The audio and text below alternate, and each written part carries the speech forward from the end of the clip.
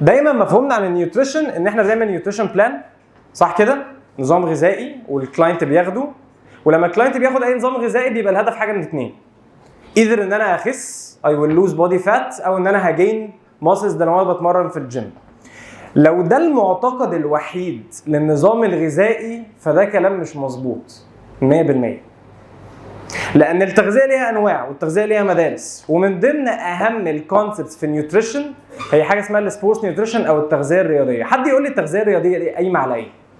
غير ان احنا بنغذي رياضيين. تعرفي عن التغذيه الرياضيه؟ اسمك ايه الاول؟ دميانة. طب دميانة عارفه ايه عن التغذيه الرياضيه؟ يعني عشان هو بياخد اكل معين. حلو.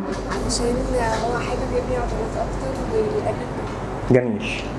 هو بياكل اكل مهم علشان هو حابب ان هو يعمل ماسلز، بس انا عايز اقول لكم على حاجه، لو السبورتس نيوتريشن بنتكلم فيها كتغذيه، لا هو الهدف الاول والاخير لما اكتب نظام غذائي لاي شخص رياضي هو ان انا احسن من ادائه وهو بيتمرن.